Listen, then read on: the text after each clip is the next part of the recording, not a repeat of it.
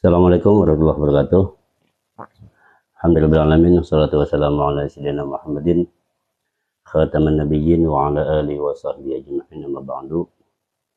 Qalu subhanaka la ilma lana innaka antal alimul hakim wa la hawla wa la quwwata illa billahil aliyil azim. Para sahabat sekalian, alhamdulillah dengan nikmat Allah Subhanahu wa taala di pagi yang cerah ini dan masih diberikan nikmat oleh Allah. Mudah-mudahan dengan nikmatnya senantiasa kita terima ini menjadikan kita hamba yang bersyukur, hamba yang senantiasa mengabdi dan beribadah pada Allah Subhanahu wa taala. Mudah-mudahan dengan syukur yang senantiasa kita panjatkan ini akan menjadikan kita hidup bahagia dan di dunia dan di akhirat yang akan datang. Salam dan salam semoga dicurahkan selalu pada junjungan Nabi kita Muhammad SAW. Mudah-mudahan dengan salawat yang kita panjatkan ini, yang kita bacakan setiap saat, akan menjadi syafaat di hari kiamat yang akan datang. Teman-teman sekalian, seperti biasa, setiap hari memang saya membacakan sebuah hadis, yaitu hadis arba'in. Waalaikumsalam warahmatullahi wabarakatuh. Namun mohon maaf, biasanya live-nya ba'da subuh, namun karena ada sesuatu dan lain hal, jadi baru sekarang saya bisa live. Sekali lagi, saya doakan mudah-mudahan teman-teman senantiasa sehat, diberikan kemudahan, diberikan keberkahan, dilancarkan usahanya, yang kerja mudah-mudahan diberikan kemudahan dalam pekerjaannya, yang dagang mudah-mudahan diberi laku dagangannya, dan usaha-usaha yang lain semoga mendapat barokah dari Allah Subhanahu wa taala. Apapun yang kita usahakan, yang kita dapatkan, yang penting halal, diberkahi oleh Allah Subhanahu wa taala. Dalam sebuah keterangan kitab ada beberapa pekerjaan atau usaha di mana usaha tersebut Allah ridho, Allah senang. Jadi ada ciri-ciri usaha atau kerja seseorang itu diridhoi oleh Allah Subhanahu wa taala. Yang pertama, kita usaha atau bekerja apabila usaha atau kerja itu membawa kita ketaatan pada Allah Subhanahu wa taala. Justru bukan sebaliknya, jangan sampai kita kerja, kita usaha, namun kerja dan usaha kita malah melupakan kita kepada Allah. Saking sibuknya bekerja, lupa sholat, lupa sedekah, lupa zakat dan sebagainya. Bahkan kita melupakan kewajiban-kewajiban mendasar seperti lupa sholat 5 waktu dan sebagainya. Sama dengan berdagang juga, berdagang karena saking lakunya dan sebagainya. Yang penting, yang jelas, segala usaha atau pekerjaan kita yang menyebabkan kita jauh dari Allah sampai melupakan Allah, itu tanda-tanda bahwa kita usaha atau kerja itu nggak dapat berkah dari Allah Subhanahu wa taala. Artinya Allah nggak suka, Allah nggak ridho kita ada di situ. Yang kedua, usaha atau berkah kerja kita itu diri dari Allah Subhanahu wa taala apabila rezeki atau yang kita dapatkan itu cukup. Ya, itu cukup. Apabila kita merasa yang kita dapatkan, yang kita hasilkan itu kita merasa kurang terus, ada aja masalahnya, ya. Walaupun dapat puluhan juta, ratusan juta, itu tetap aja kurang, nggak ada cukupnya. Selalu ada pengeluaran di luar dugaan yang menyebabkan kita harus keluar uang lebih banyak lagi. Nah, kita sudah banyak sekali temui teman-teman yang walaupun penghasilannya besar, dapatnya besar, tapi nggak ada sisa. Habis, ya bahkan kurang. Yang lebih parah lagi, bukan cuma sekedar tidak menutupi kebutuhan dia, malah hutang menumpuk, ya. Dengan kartu kreditnya lah, hutang sana, hutang sini, hutang kantor dan sebagainya. Itu menandakan dia kerja atau usaha tidak dapat ridho dari Allah Subhanahu wa taala. Yang ketiga, kita bekerja atau usaha itu dapat ridho Allah Subhanahu wa taala jika usaha atau kerja kita itu membawa manfaat buat orang lain, minimal buat keluarga dan tetangga sekitar. Kalau usaha kita, kerja kita nggak bisa membawa manfaat buat orang lain, ini pun tanda-tanda Allah kurang ridho, Allah kurang suka dan usaha kita. Boleh saja kita memiliki rumah yang mewah dari hasil kerja kita memiliki mobil yang mewah, mobil yang bagus dari hasil dagangan kita boleh saja memiliki aset di mana-mana hasil usaha kita. Namun apabila hasil usaha yang kita dapatkan itu tidak bisa dinikmati oleh orang lain, kita tidak bisa membantu saudara, tidak bisa membantu tetangga, intinya dia nggak ada manfaat buat orang. itu pun tanda-tanda usaha kita nggak diberkahi. Sekarang ini berapa banyak orang yang hidupnya mewah, rumahnya besar, mobilnya di mana-mana, tapi nggak ada ketenangan. Nggak ada ketenangan. Ada aja gelisahnya, ada aja masalahnya. Memang setiap orang pasti punya masalah. Namun, jika masalah itu selalu berlarut-larut dan tidak pernah ada jalan yang terbaik, nggak pernah ada solusi, selalu bertambah dan bertambah, hatinya gelisah dan sebagainya, ini adalah tanda-tanda dia bekerja, usaha nggak diridhoi. Ya. Bagaimana cara kita berusaha, bekerja, diridhoi oleh Allah Subhanahu Wa Taala? Ingat indikator 3 tadi, ya. Kita bekerja usaha, kita mendapat ketenangan, kemudian juga tidak dapat masalah yang besar, dan yang kita dapatkan tuh cukup, ya, cukup. Nggak banyak nggak apa-apa, yang penting cukup. Karena nanti kita bisa membedakan antara kita ngejar dunia atau ngejar rezeki. Karena kalau kita ngejar dunia, dunia itu pasti bicaranya angka. Angka nggak pernah bisa cukup. 1 pengen 2, 2 pengen 3, 3 terus gitu. Nggak pernah ada kata cukup. Tapi kalau bicara rezeki hanya 1 kata, cukup, sudah. Nggak ada kata lain. Yang penting kita usaha, tawakal, nanti Allah yang akan mencukupkan. Wa may yatawakkal 'ala Allah fa huwa hasbuh. Jadi jangan-jangan kita selama ini bekerja, yang ada di rumah kita, yang usahakan kita itu, kita bukan cari rezeki, tapi mencari apa? Mencari dunia. Subhanallah, tabarakallah, mudah-mudahan kembali lagi yang kita usahakan itu akan membawa keberkahan. Nah, berkaitan dengan usaha kita, kerja kita membawa keberkahan, ada hal-hal yang harus kita perhatikan di dalam kita bekerja dan kita berusaha. Dalam hadis ini, Rasulullah SAW itu memberikan sinyal, ya, memberikan rambu-rambu buat kita ketika kita menjalani hidup sehari-hari untuk usaha dan sebagainya. Pada hadis ke-6 di hadis Arba'in, di sini disebutkan, Bismillahirrahmanirrahim. An Abi Abdullah Nu'man bin Bashir radhiyallahu anhuma qala sami'tu Rasulullah sallallahu alaihi wasallam. Dari Abi Abdullah, ya, namanya Nu'man bin Bashir, semoga Allah meridai keduanya. Dia berkata, kata Nu'man, sami'tu Rasulullah sallallahu alaihi wasallam, aku mendengar Rasulullah sallallahu alaihi wasallam itu bersabda. Yaqulu, Rasulullah bersabda, innal halala bayyinun wa innal harama bayyinun wa bainahuma mushtabihatun. Sesungguhnya sesuatu yang halal itu jelas. Sesuatu yang halal itu jelas, wa innal harama bayyinun, dan sesuatu yang haram itu jelas. Wa bainahuma mushtabihatun, dan di antara keduanya itu adalah perkara yang samar atau perkara-perkara yang syubhat, ya.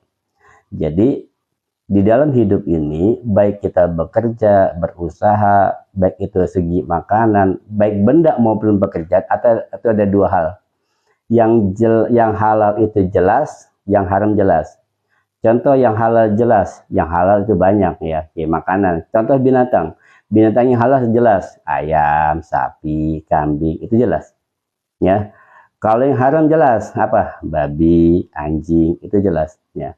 Tapi ada juga binatang-binatang yang menjadi kontroversi.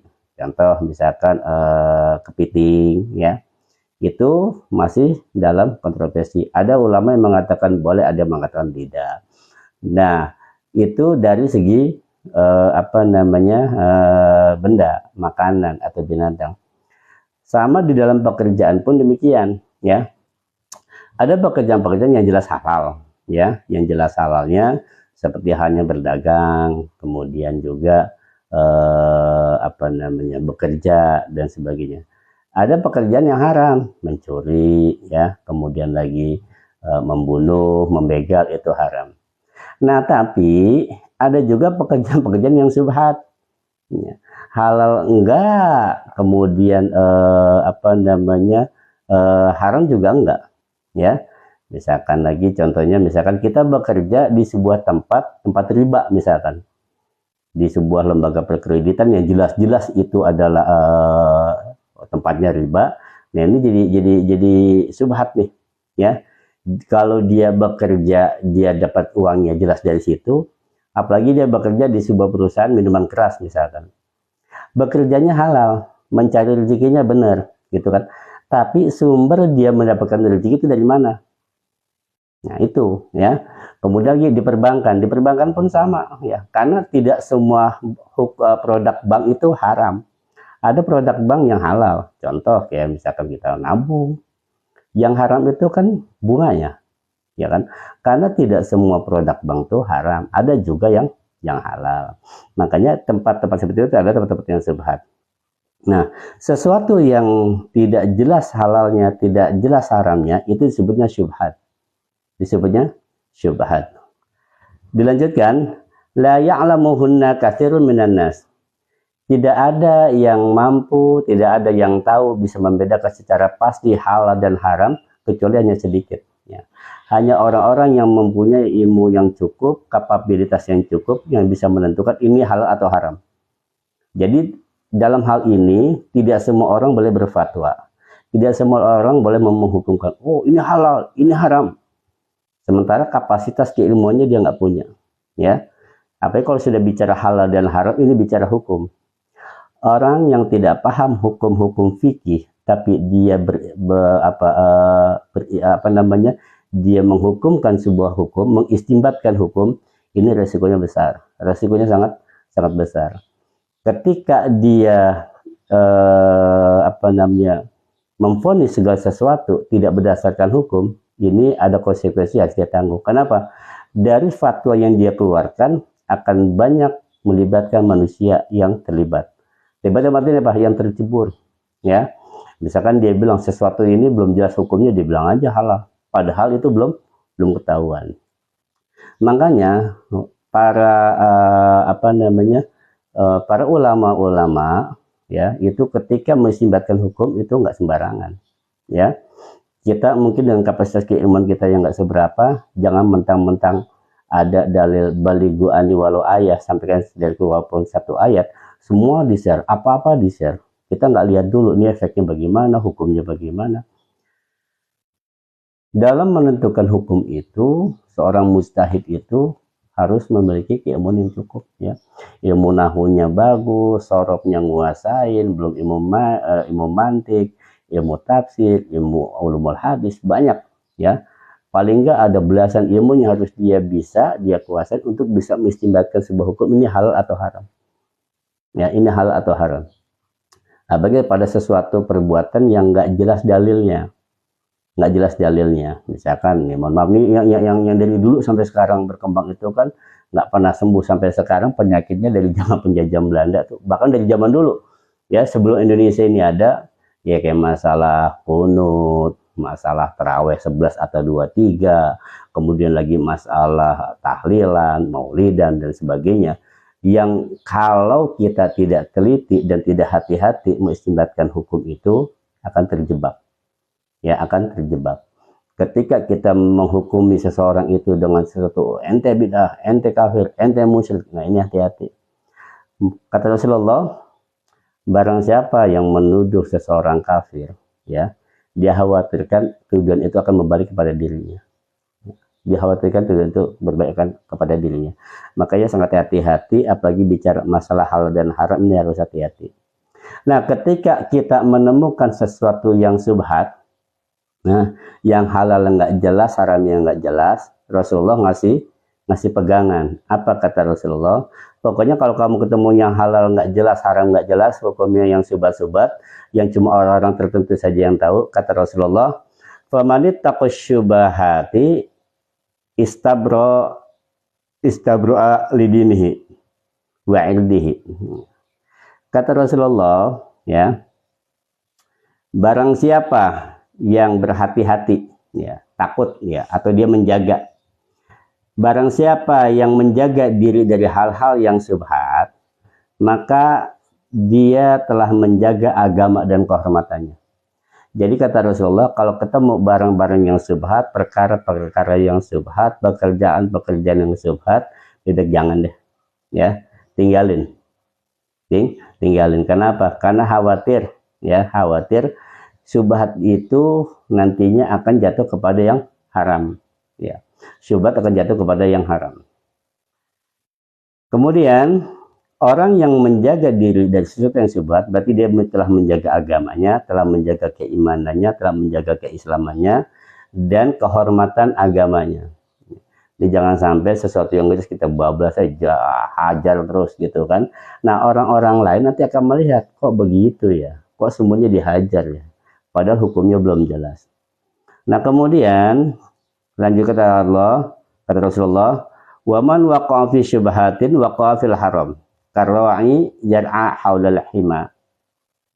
Nah barang siapa yang jatuh kepada perkara yang syubhat, maka ia telah jatuh dalam wilayah yang haram. Maksudnya begini, kalau ketemu sesuatu yang syubhat, jangan diambil.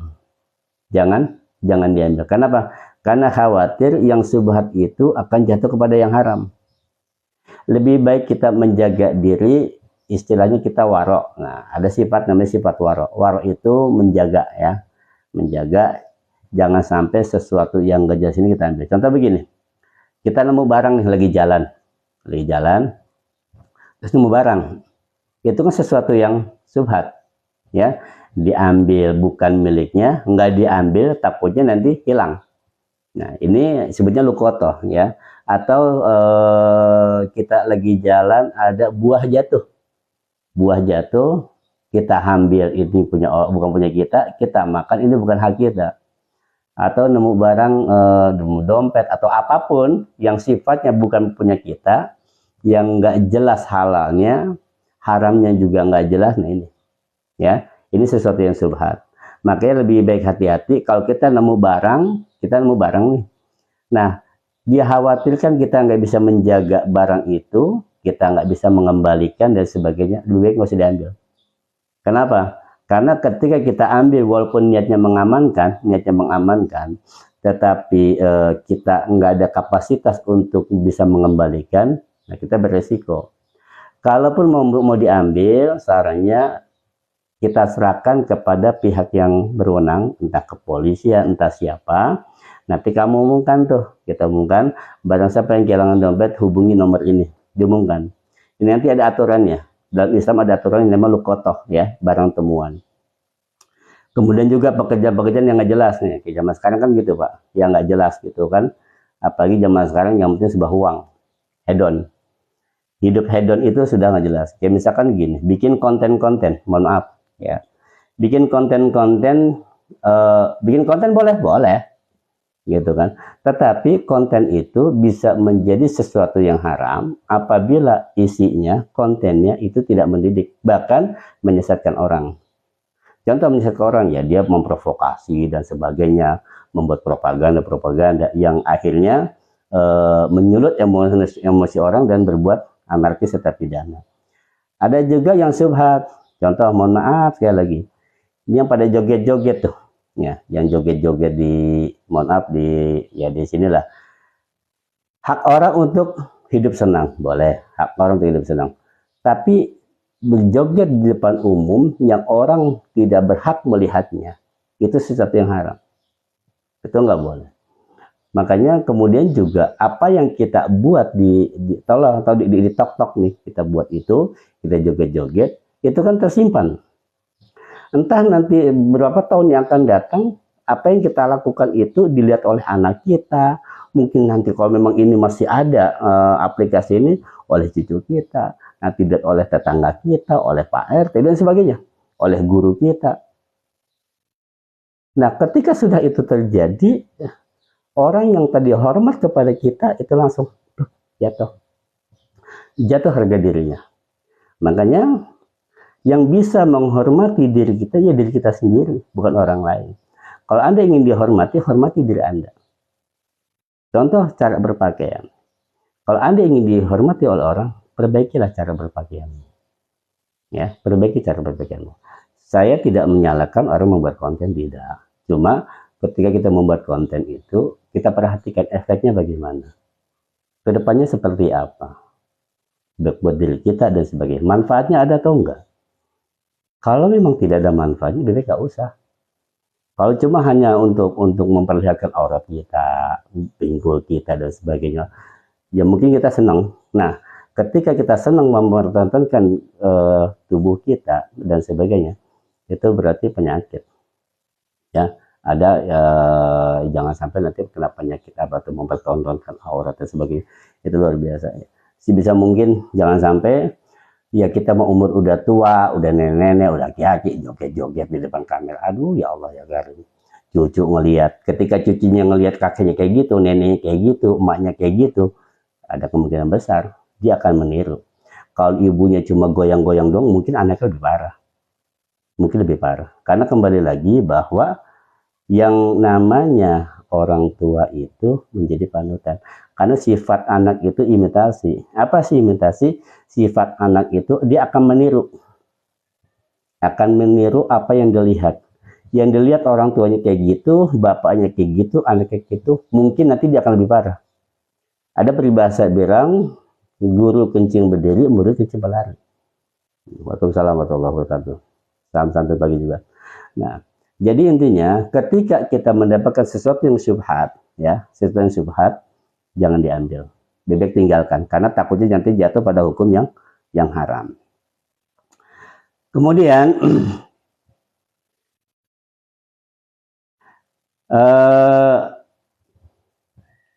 fil haram karwa'i yar'a haulal hima yushaku ayyar ta'afihi. Nah, dikhawatirkan terjatuh pada yang haram seperti penggembala kambing yang berada di sekitar jurang. Ya, dikhawatirkan dia akan masuk ke dalam jurang. Jadi sesuatu yang syubhat itu diibaratkan ketika ada penggembala kambing, kambing-kambingnya berada di pinggir jurang. Nah, ketika melihat itu ada di pinggir jurang, maka lebih baik dijauhi. Baru di pinggir sih, baru di pinggir, lebih baik dijauhi. Kenapa? Karena dikhawatirkan jatuh, ya, entah longsor, entah apa. Ya, kayak kita misalkan jalan-jalan ke yang kawah, kayak Tangkuban Perahu, itu kan kayak jurang gitu kan. Nah, itu dikasih penjagaan. Nah, sebisa mungkin kalau bisa, ya lebih baik jauh-jauh deh dari jurang. Walaupun kita jago, kita hebat, yang namanya sial mah kadang-kadang dapat, ya. Yang namanya sial kadang-kadang dapat, ya.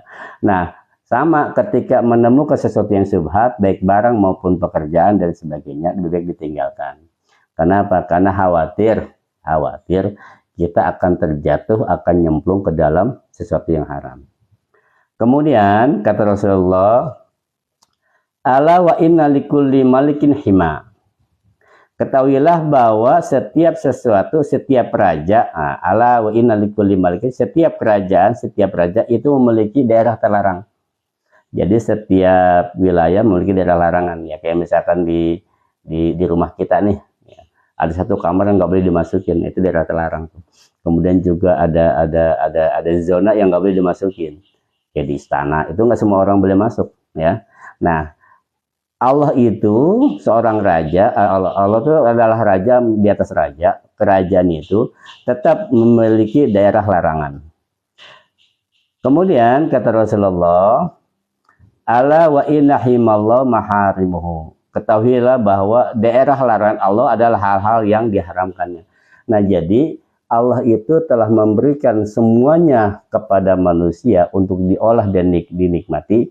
Tapi ada daerah-daerah tertentu, ada hal-hal tertentu yang nggak boleh disentuh. Apa itu? Sesuatu yang haram. Apapun yang haram secara zahir itu harus dihindari. Teman-teman sekalian, halal dan haram itu ada dua jenis, ya, ada dua bagian. Pertama disebut dengan halal aini, yang kedua halal sababi. Apa itu halal aini atau haram aini? Halal atau haram aini adalah halal dan haram memang sudah zatnya itu halal, haram. Ketentuan nasnya halal dan haram. Contoh, misalkan minuman keras itu sudah jelas haram. Nggak ada toleransi. Karena memang sudah barangnya haram. Kemudian daging babi itu jelas haramnya. Lalu binatang-binatang buas itu jelas haramnya. Lalu mencuri itu jelas haramnya. Membunuh jelas haramnya. Secara barang itu sudah jelas. Yang kedua ada sebut dengan halal atau haram sababi. Jadi kalau yang namanya sababi itu sebab. Sesuatu bisa halal bisa haram itu karena sebab. Contoh, berjualan itu halal Tapi kalau yang dijual adalah barangnya haram, maka jatuhnya haram. Misalnya dia dijual minum-minuman keras, itu haram. Kemudian menolong orang, minjemin uang ke orang itu ibadah. Menolong, halal, bahkan memiliki nilai ibadah. Tapi kalau dibungakan, itu jadi haram. Itu jadi haram. Kemudian makan itu sesuatu yang halal, makan boleh-boleh saja. Tapi kalau makan sesuatu yang haram, itu jadi haram. Atau dia makan berlebihan, yang menyebabkan dia jadi sakit dan sebagainya, itu pun haram. Jadi apapun yang berlebihan itu jatuhnya haram. Nah, kembali lagi, halal dan haram itu ada dua. Ada halal haram ini, ada halal haram dan sababi. Kalau yang ini mungkin kita lebih mudah. Lebih mudah. Kenapa? Karena jelas bendanya. Tapi yang agak susah itu yang sababinya ini. Makanya ketika sudah masuk ke dalam yang sababi ini, itu jatuh ke sesuatu yang subhat ngerinya. Dan hanya orang-orang yang memiliki ilmu fikih yang cukup, ilmu Al-Quran yang cukup, ilmu keagamaan yang cukup, yang bisa menentukan perbuatan ini halal atau haram. Karena dia akan melihat dari berbagai macam aspek sudut, dari berbagai macam aspek dalil. Ya, makanya ketika menemukan sesuatu yang nggak jelas, baik ditinggalkan. Nah, nanti kita tanyakan kepada orang yang paham. Kemudian dalam kelanjutannya Rasulullah mengatakan, ala wa inna fil jasadi mudghah. Idza salahat salahal jasadu kulluh wa idza fasadat fasada kulluh. Ala wa hiya qalbun. Ketahuilah bahwa dalam diri manusia, dalam badan manusia ada segumpal daging, ada sepotong daging. Apabila daging itu baik, maka baik seluruh jasadnya. Apabila buruk, maka buruk seluruhnya. Ketahuilah bahwa segumpal darah itu adalah hati. Nah, jadi pada diri kita ini ada yang namanya segumpal, ya, itu hati. Kalau kita bahasa kolbun, ya, kolbun itu hati lah kalau bahasa Indonesianya. Nah, hati inilah yang menguasai, yang memerintah badan kita. Kita mencuri itu karena perintah hati. Kita melangkah karena perintah hati. Kita memegang sesuatu karena perintah hati. Ketika hati memerintahkan pada sesuatu yang salah, maka seluruh badan akan terima konsekuensinya. Misal, hati nyuruh, ambil, colong. Nah, dicolonglah nih barang. Ketahuan, yang dipukul ketika ketahuan bukan cuma tangan. Badan digebugin, pala diketok, kaki dihajar. Itu akibat apa? Akibat hati yang sakit. Tetapi ketika hati yang sehat, kata hati bilang, tolongin tuh. Maka yang lain pun akan mendapatkan sesuatu yang baik pula. Karena kita menolong orang, maka nanti mulut akan dikasih minum, tenggorokan akan terbasahi, perut menjadi kenyang. Kemudian karena dia berbuat baik menolong orang, akhirnya dia dihantar pulang. Kakinya nggak jalan untuk bercapek. Itu yang paling gampang, ambil contohnya. Jadi, hatilah yang menentukan seseorang baik dan buruk. Maka perbaiki hatimu. Perbaiki hatimu, karena hatilah yang akan mengatur dan menentukan bagaimana cara kita hidup. Cara kita hidup akan menentukan kita bahagia atau sengsara. Hatilah yang menentukan nanti kita akan husnul khotimah atau su'ul khotimah. Hatilah yang menentukan kita mendapatkan ridho atau murkanya Allah. Makanya rajin-rajinlah kita menata hati, rajin-rajinlah kita tazkiyatun nafs, ya. Banyak bermuhasabah, banyak berpikir. Ketika kita membuat sesuatu yang akan merusakkan orang, pikirkan hatimu. Pikir dengan hati, dengan pikiran. Ini kalau saya kira bikin begini, kira-kira nanti gimana efeknya ya. Kalau saya bikin konten kayak gini, kira-kira bagaimana ya. Itu ya. Jadi kembali lagi dari hadis ini dapat diambil pelajaran, kata Rasulullah, bahwa yang halal itu jelas, yang haram itu jelas, yang nggak jelas itu subhat. Nah, ketika kamu ketemu sesuatu yang subhat, jangan dikerjakan, ditinggalin saja. Cari yang halal masih banyak, ya, yang baik masih banyak. Nah, sambil kamu tinggalkan itu, kalau memang kamu penasaran dengan hal yang subhat itu, kamu tanyakan kepada orang-orang yang memang paham. Kenapa? Karena warwasikhun bil ilmi, Orang yang Allah kasih pemahaman itu adalah orang-orang yang sedikit, nggak banyak. Ya. Kemudian Allah itu memberikan segalanya kepada manusia, silakan dinikmati, silakan dipakai. Namun ada sesuatu yang nggak boleh, ada larangannya tetap. Apa? Larangan-larangan Allah adalah sesuatu yang diharamkan. Ya, sesuatu yang diharamkan. Nah, kembali lagi, karena haram ini ada sesuatu yang Allah tidak boleh kita kerjakan, maka kita harus paham apa saja yang diharamkan. Kemudian ketika memang haram itu enggak jelas, silakan tanya kepada orang yang memang memberi kapasitas. Kata Allah dalam Al-Qur'an, "Fas'alu ahla dzikri in kuntum la ta'lamun." Tanyakanlah kamu kepada ahli dzikir kalau kamu enggak tahu. Kita bisa lihat kalimatnya. Allah memerintahkan kepada kita ahli dzikri. Tanyalah pada ahli dzikir, bukan ahli fikir. Kalau ahli fikir itu dia hanya menjawab dengan logika saja, dengan keilmuan, tanpa pakai hati. Tapi kalau ahli dzikir itu dia sudah melewati akal, tapi sudah masuk ke dalam qalb hati. Jadi untuk bertanya pada sesuatu yang halal dan haram, tanyakanlah kepada ahli dzikri, bukan ahli fikir. Karena kalau ahli fikir dia hanya menjawab secara keilmuan saja, intelektualitas, tidak memberikan solusi untuk masalah hatinya, untuk masalah hal haramnya, untuk mendekati kepada Allah Subhanahu wa taala. Karena ahli dzikir itu levelnya di atas ahli fikir. Nah, kemudian yang terakhir kata Rasulullah, jaga hati. Ya. Kalau kata Ajim itu apa? Jaga hati. Karena hatilah yang menentukan itu baik dan buruk. Hati itulah yang menentukan kita itu bahagia dan sengsara. Hati yang menentukan kita husnul khotimah atau su'ul khotimah. Hati pula yang menentukan kita ini selamat atau celaka di akhirat yang akan datang. Ya, demikian barangkali. Jika ada sesuatu yang ingin ditanyakan, silakan nanti di message saja. Karena saya juga harus berangkat ya. Udah siang. Insyaallah nanti ada waktu kesempatan kita sambung lagi. Mohon maaf apabila ada kesalahan atau kekhilafan dalam perkataan dan penyampaian. Semuanya itu karena kelemahan dari saya, keilmuan yang bodoh. Saya hanya sekedar berbagi apa yang saya tahu. Yang saya tidak tahu, wallahu a'lam bishawab. Subhanakallahumma bihamdika asyhadu an la ilaha illa anta astaghfiruka wa atubu ilaik. Terakhir saya ucapkan selamat bekerja, selamat beraktivitas, selalu doa pada Allah Subhanahu wa taala, minta yang terbaik, jauhkan dari segala kesulitan, berikan rezeki yang berkah, yang halal, yang dapat membawa ibadah kepada Allah Subhanahu wa taala, umur yang membawa kita kepada taat kepada Allah Subhanahu wa taala. Ingat, buat seorang laki-laki, bekerja itu bukan cuma sekedar cari uang, tapi bekerja adalah harga diri. Bekerja adalah harga diri. Kita keluar dari rumah, satu tetes keringat yang kita keluarkan akan menghapus satu dosa. Makanya ketika keluar dari rumah, bismillah, jangan niatin cari duit, tapi niatkanlah ibadah karena Allah. Niatkan ibadah karena Allah. Uang yang kita dapatkan itu adalah bonusnya dari Allah.